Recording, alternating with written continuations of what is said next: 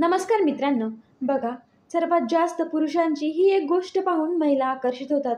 ज्याप्रमाणे चुंबक एकमेकांकडे आकर्षित होतात, त्याचप्रमाणे मनुष्याच्या जीवनात किंवा आयुष्यात पुरुष महिलेकडे आकर्षित होतो आणि महिला पुरुषाकडे आकर्षित होतात. कारण हे सेक्स विरुद्ध विरुद्ध लिंगी असतं मित्रांनो. बघा, जर पुरुषांमध्ये या गोष्टी असतील तर महिला पटकन त्या पुरुषाकडे आकर्षित होतात. पहिली गोष्ट म्हणजे स्वच्छता.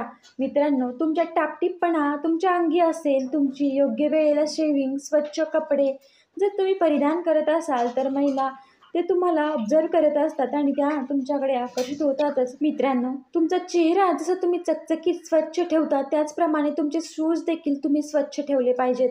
कारण तुमच्या शूजवरून तुमचे नीटनेटकेपणा लक्षात येतो. मित्रांनो, बघा, संस्कार संस्कार ही पण एक अशी महत्त्वाची गोष्ट आहे. जर तुमच्या समोर एखादी व्यक्ती आहे आणि तिला संस्कार नाही तर तुम्ही आणि दुसरी व्यक्ती संस्कार आहे तर तुम्ही संस्कार असलेल्या व्यक्तीकडे जास्त आकर्षित होतात. त्याचप्रमाणे स्त्रिया देखील संस्कार असलेल्या पुरुषांकडे जास्त आकर्षित होतात. नाहीतर काही स्त्रियांना किंवा मुलींना छपरी पोरं आवडतात, ज्यांना संस्कार नाहीत असे आवडतात. त्याविषयी आपण जास्त बोलणार नाही आहोत. पण संस्कार ही एक महत्त्वाची गोष्ट आहे. संवाद कौशल्य. मित्रांनो, जेव्हा तुम्ही एखाद्याशी बोलता तेव्हा तुमच्यामध्ये संवाद कौशल्य असलं पाहिजे आणि समोरच्याला तुमच्याकडे आकर्षित करता आलं पाहिजे. आता तुम्ही म्हणाल मला बोलायला चान्सच मिळत नाही, तर मित्रांनो, असं नसतं.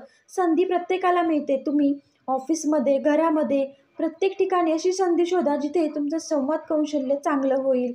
आणि जरी तुम्हाला स्टेजवर 5 मिनिटं जरी बोलायचा वेळ मिळाला ना तरी तुम्ही बोला. कारण त्यातूनच तुमचं संवाद कौशल्य हळूहळू सुधारतं.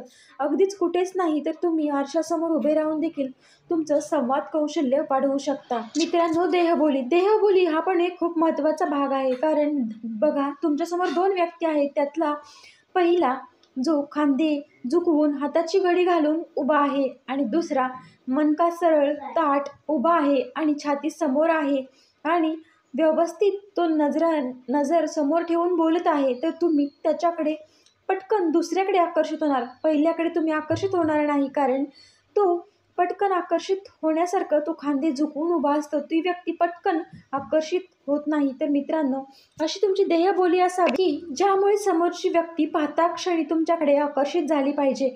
तर मित्रांनो, हा व्हिडिओ तुम्हाला आवडला असेल तर नक्कीच लाईक करा, शेअर करा आणि चॅनलला सबस्क्राईब करायला विसरू नका.